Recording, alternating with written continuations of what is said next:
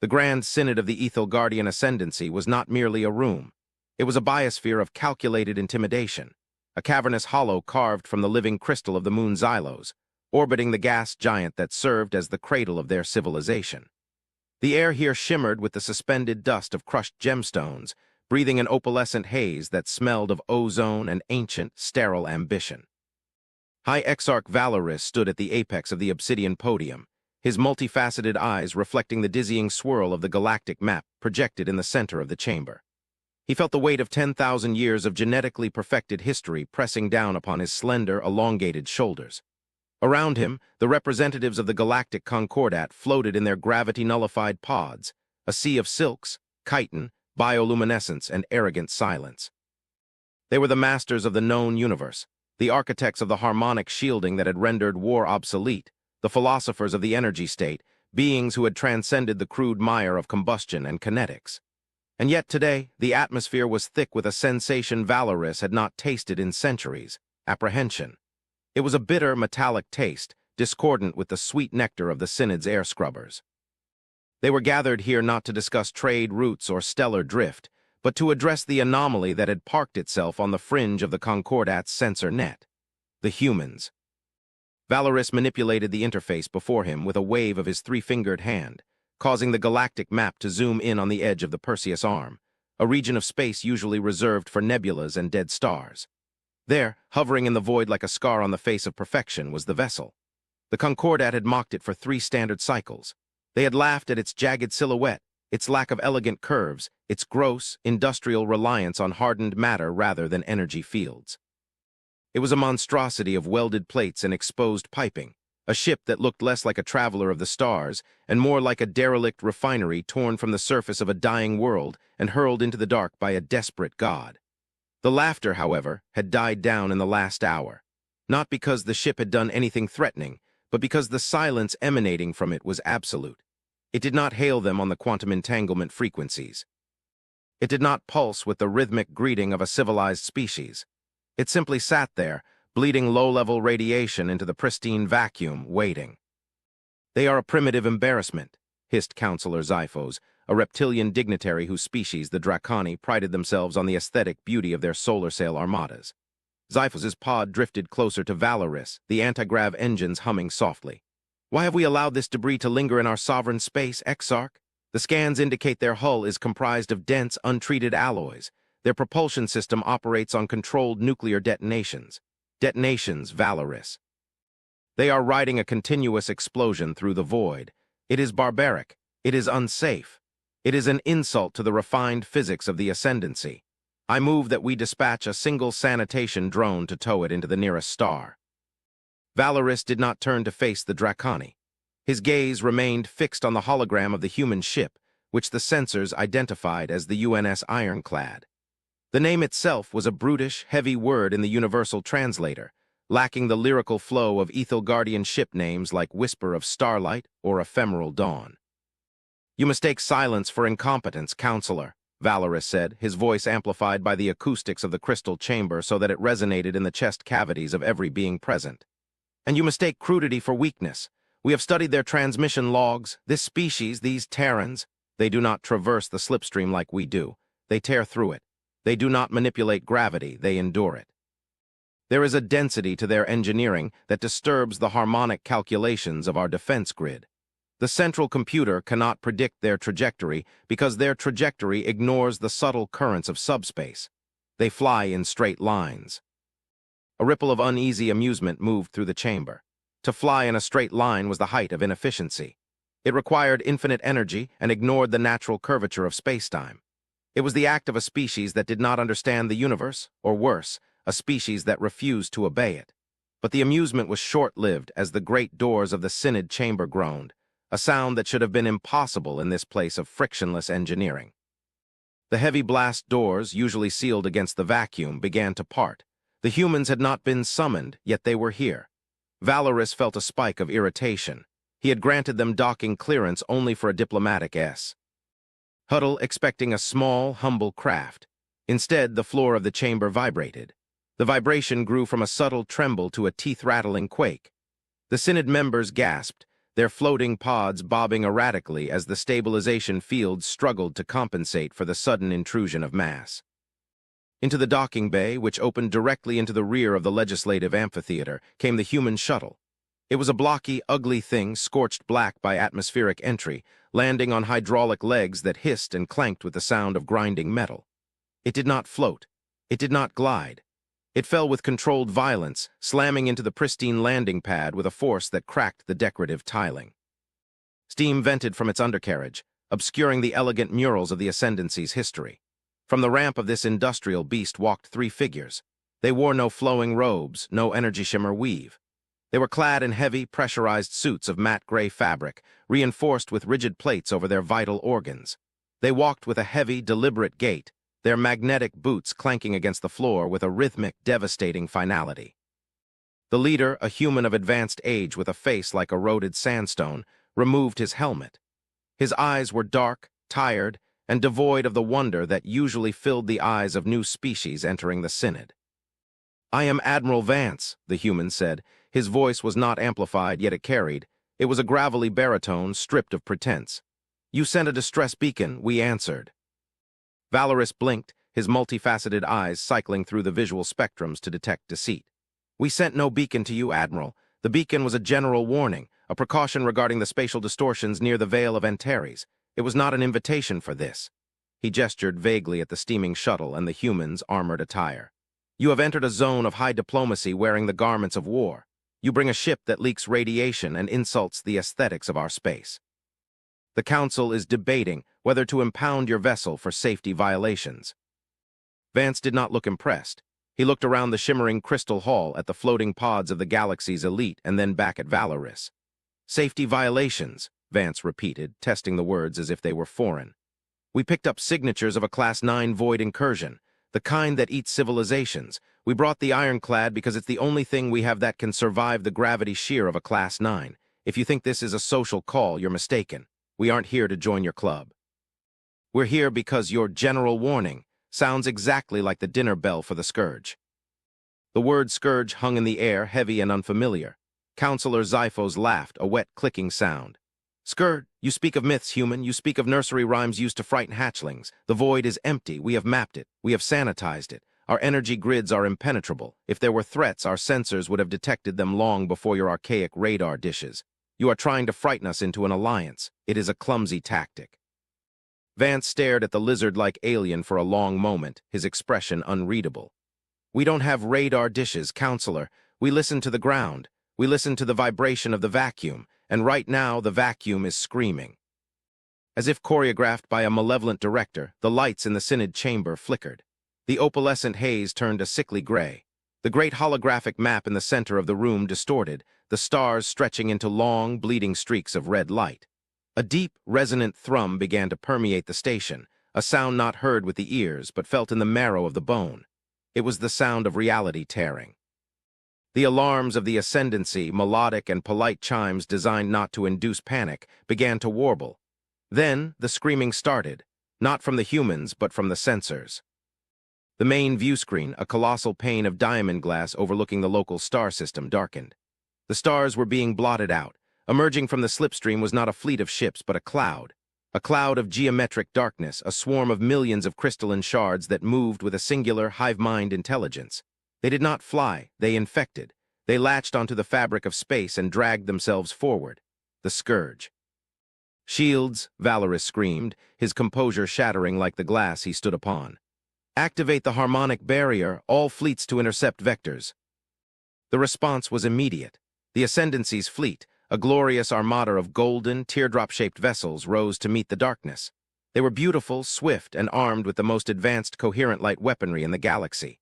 Beams of pure energy, violet and blue, lashed out into the void, striking the oncoming cloud. It was a display of power that had cowed 100 systems, and it did absolutely nothing. The energy beams hit the crystalline shards and refracted, scattering harmlessly into the dark. The Scourge absorbed the light. They fed on it. The more the Ascendancy fired, the brighter the enemy glowed, pulsing with a terrible violet hunger. They are immune to directed energy," a technician whispered over the comms, his voice trembling. "The harmonics they are adapting. Our shields are feeding them. Exarch, the fleet is being drained. On the screen, the horror unfolded in high definition. The golden ships of the Ascendancy were not blown apart, they were withered. The scourge swarmed over them like locusts, latching onto the hulls. The glowing engines of the fleet dimmed, then died. The beautiful ships turned gray, then brittle, crumbling into dust as their molecular bonds were sucked dry of energy. The pride of the galaxy was being eaten alive, and their weapons only hastened their demise. In the center of the chaos, the human admiral stood motionless. He tapped a small, analog communicator on his wrist. "Bridge," he said. "This is Vance. Drop the baffles, spin up the flywheels. We are green for kinetic engagement." "Understood, Admiral," a voice crackled back, tinny and distorted. "The ironclad is waking up." Valoris watched in horror as the human ship, the ugly, jagged block of metal floating on the edge of the battle, began to move. It did not glide. It shuddered. Great plumes of chemical fire erupted from its rear thrusters, dirty orange flames that looked primitive against the backdrop of the stars. But the sheer force of the thrust propelled the massive vessel forward with a terrifying momentum. It did not engage its shields because it had none. It did not charge its lasers, for it carried none. "What are you doing?" Valoris cried, turning to Vance. "That debris will be vaporized. It has no energy fields. The scourge will consume it." Vance looked at the screen, his eyes cold. "They eat energy, Exarch. They eat light. They eat shields, so we aren't going to feed them. We're going to hit them with a rock." The ironclad accelerated. It was a mountain of steel, lead, and titanium, driven by the fury of splitting atoms. It plowed into the center of the scourge swarm. The aliens watched, expecting the ship to wither and die. Instead, physics took over. The scourge shards, specialized in absorbing energy frequencies, were utterly unprepared for the impact of 5 million tons of hardened alloy moving at a fraction of the speed of light. There were no beams. There were no elegant arcs of fire. There was only impact. The ironclad smashed through the front line of the enemy swarm, shattering the crystalline entities like glass. The silence of space was filled with the visual cacophony of destruction. The human ship was a hammer, and the enemy was brittle porcelain. "Main batteries," Vance said into his wrist comm. "Fire at will, full spread, railguns and macro cannons." From the flanks of the ugly ship, ports opened. They were not sleek emitters. They were barrels, enormous rifled barrels. Flashes of muzzle fire, chemical explosions lit up the dark. Projectiles the size of shuttlecrafts were hurled into the void. These were not energy bolts. They were solid slugs of tungsten and depleted uranium accelerated to relativistic speeds. They possessed no frequency to modulate, no energy to absorb. They were purely kinetic. They were simply unavoidable death. The Synod watched in stunned silence as the primitive weapons tore the advanced enemy apart. A single railgun slug punched through a capital-class Scourge hive ship, entering one side and exiting the other in a spray of shattered crystal and frozen ichor. The ironclad was not fighting a war of attrition. It was conducting a demolition. It spun on its axis, utilizing maneuvering thrusters that vented burning gas, bringing its broadsides to bear. The space around the human ship became a kill zone of flying metal. The Scourge attempted to swarm it, to latch on, but there were no energy fields to eat. There was only cold, hard armor plating, feet thick, which the creatures scrambled over uselessly, unable to find a purchase on the irradiated, freezing hull. They cannot breach it," Counselor Xiphos whispered, his reptilian eyes wide. "The humans, they are too primitive to be eaten." "Not primitive," Valoris murmured, a dawning realization chilling his blood. "Specialized. They built that ship to kill things that eat stars." The battle raged for an hour. The Ascendancy's fleet, those that remained, pulled back, watching the brawl from a safe distance. It was a brutal, ugly fight. The ironclad took damage. Its armor was pitted, scorched, and dented. Sections of the hull were ripped away, venting atmosphere and frozen bodies into the dark. But it did not stop. It fought like a wounded animal with a ferocity that terrified the onlookers. It rammed the enemy flagship, burying its prow deep. NTO, the crystal heart of the Scourge leader, and then detonated a series of shaped nuclear charges along its hull, blowing the enemy apart from the inside. When the debris settled, the Scourge was gone, reduced to drifting dust. The ironclad floated in the center of the ruin, leaking fluids, on fire in a dozen places, looking more like a wreck than a victor. But it was alive. Vance looked down at his wrist comm. "Bridge status." "Hull integrity at 40%, the voice replied, sounding tired but steady. "Reactor 2 is offline. We've lost the port maneuvering thrusters, but the main gun is still hot and the beer is still cold." Vance nodded, a ghost of a smile touching his lips. He looked up at Valorous, who was trembling. The entire synod was silent. The arrogance was gone, replaced by a primal fear of the creature standing in their midst. "How?" Valorous asked, his voice shaking. "How did you know? How did you defeat them when our greatest sciences failed?" Vance walked to the edge of the podium, looking out at the burning wreckage of his own ship. "You folks spent 10,000 years perfecting the art of living. You built shields to keep the bad things out. You built art and philosophy and ships that look like dreams." He paused, his expression hardening. "We didn't have that luxury. We spent 10,000 years perfecting the art of dying. We built ships that look like nightmares because we know what's waiting in the dark. We didn't build the ironclad to explore. We built it to survive." "But the technology," Xiphos stammered. It is obsolete, projectiles, combustion." "It's simple," Vance corrected. "Complexity is a trap. You build a machine with 1,000,000 moving parts and it has 1,000,000 ways to break. You build a rock and it never breaks. The scourge adapts to frequencies. It adapts to logic. It can't adapt to a brick to the face." The doors to the synod opened again, and this time, the medical teams and repair drones of the Ascendancy rushed in, not to arrest the humans, but to aid them. Valorous watched them go, his mind reeling. The hierarchy of the galaxy had just been inverted. The primitives were not beneath them. They were the foundation. They were the bedrock upon which the glass castles of the Ascendancy rested. Later, in the private chambers of the High Exarch, Valorous met with Vance alone. The human had removed his bulky suit, revealing a uniform that was simple, functional, and adorned with ribbons that signified conflicts Valorous could not imagine. They drank a liquid the human called whiskey, which tasted like smoke and time. "There is something you are not telling us," Valorous said, the burn of the alcohol settling in his stomach. "You knew the scourge was coming. You called it a Class 9 incursion. That implies a classification system. That implies you have seen this before." Vance swirled the amber liquid in his glass. The room was dim, lit only by the starlight outside. "We haven't seen the scourge specifically," Vance admitted. "But we've seen the pattern, our history. It's a catalog of catastrophes, plagues, wars, collapses. We learned a long time ago that the universe isn't a garden, it's a forest, and in a forest there are predators." He reached into his pocket and pulled out a small data chip. It looked ancient, encased in a polymer that had yellowed with age. He placed it on the table between them. "What is this?" Valorous asked. "We call it the black box," Vance said softly. "We found it on Mars, buried under the ice before we even had warp drive. It's not human, it's older. It contains schematics, not for energy shields or infinite power sources, but for armor, for railguns, for the ironclad." Valorous stared at the chip. "You mean to say your primitive technology was a gift?" "Not a gift," Vance said grimly. "A warning. The civilization that left this, they were like you. They were made of light and energy. They were beautiful, and they were eaten.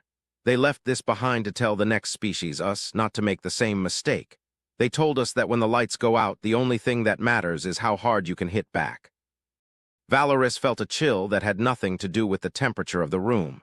He looked at the human, really looked at him, and saw the immense burden the species carried.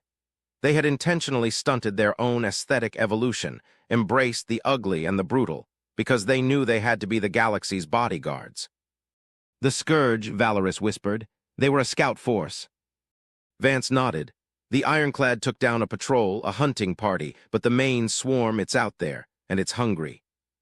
"Then we are doomed," Valorous said, slumping in his chair.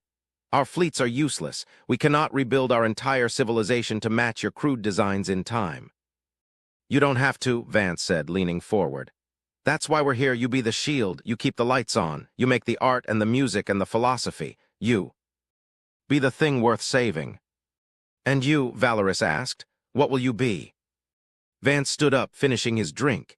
He walked to the window, looking out at the battered hulk of the ironclad, where welding torches sparked like fireflies against the dark hull.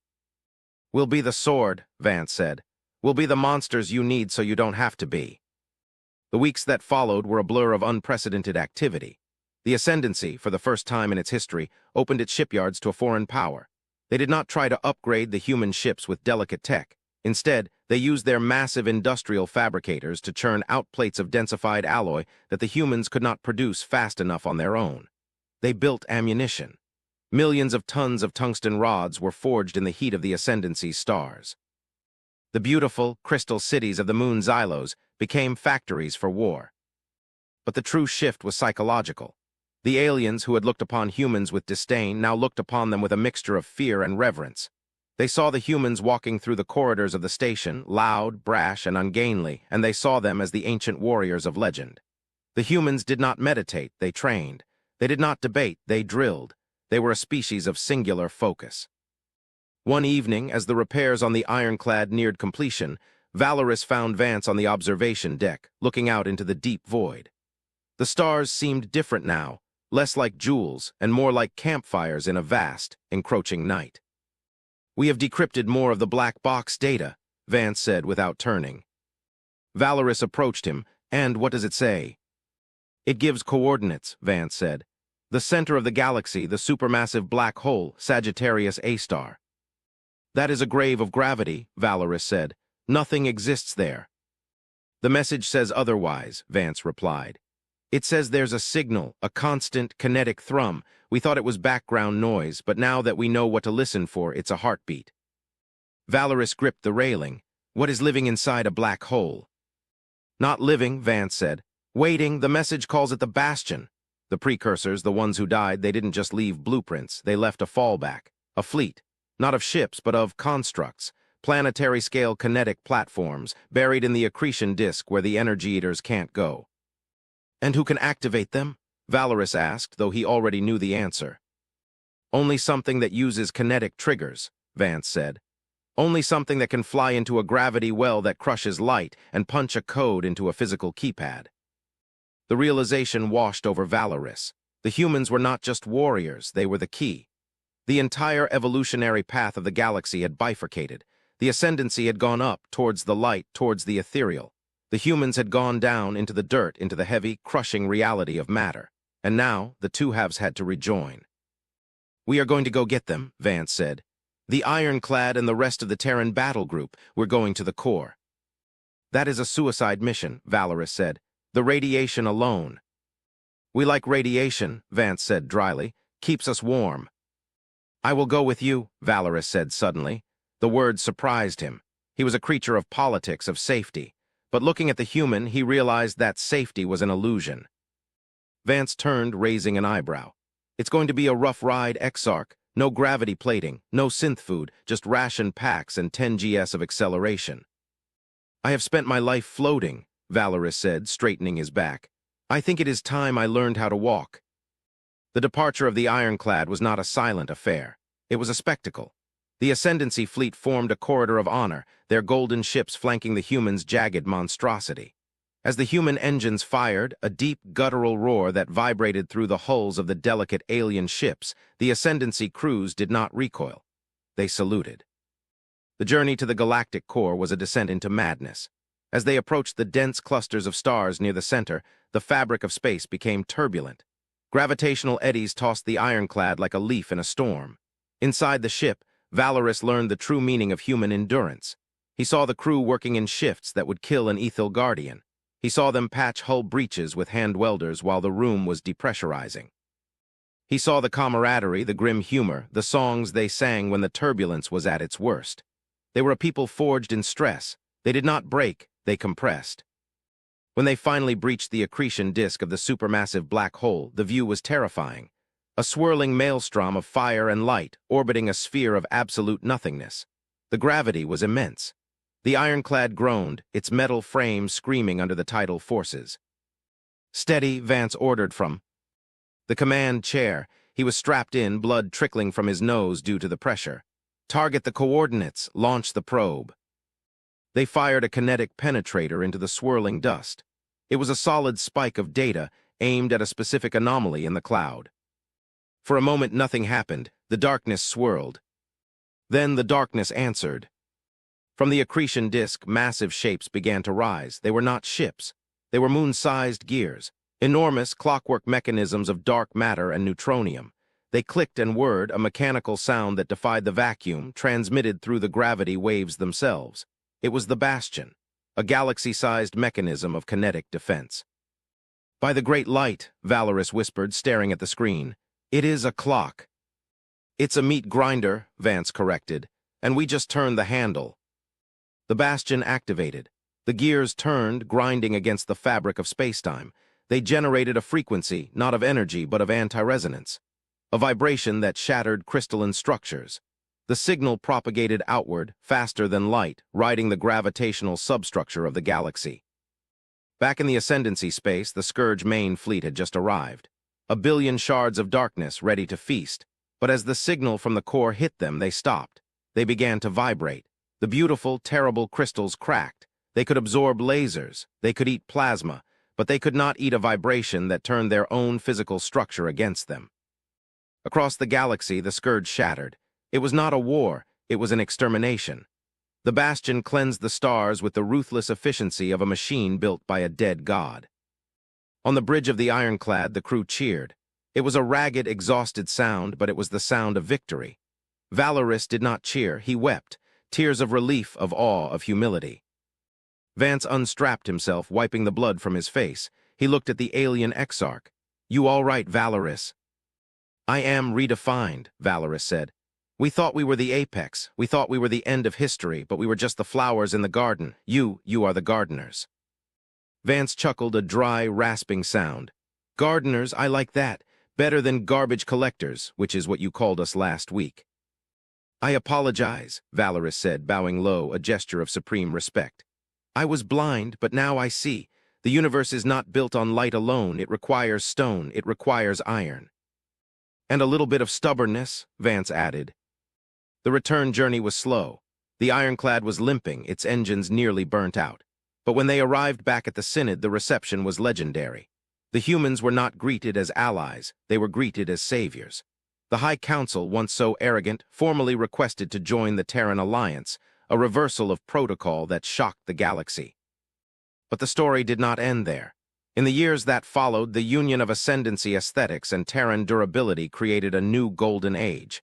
Ships were built that were both beautiful and unbreakable. Philosophy merged with pragmatism. The galaxy healed.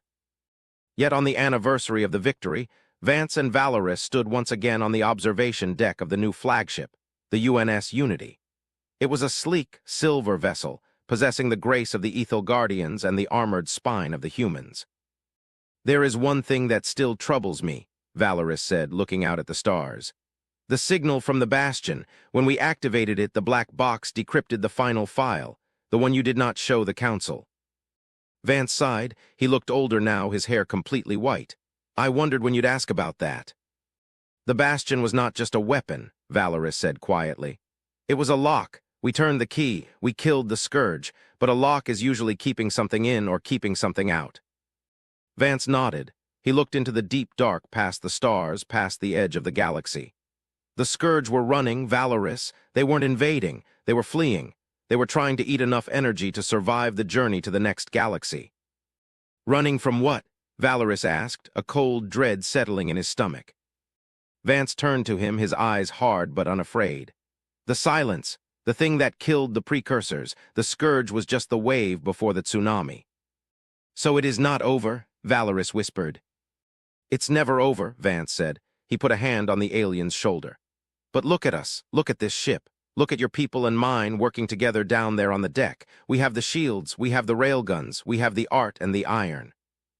Vance smiled, and it was the smile of a predator standing guard over his pack. "Let them come," the human said. "We're ready to break them too." The camera pulled back through the window of the Unity, past the hull, past the fleet of mixed ships, zooming out to the galaxy swirling in the dark. It was no longer a silent, fearful place. It was a fortress. And at the center of it, beating like a heart of iron, was the indomitable spirit of humanity, the old warship that had refused to die, and the friendship that had saved the world. The stars burned bright, not just with nuclear fire, but with defiance. The universe was vast and dark and full of terrors, but humanity had brought a flashlight and a very, very big gun. The darkness held its breath. The humans were watching, and they were no longer alone.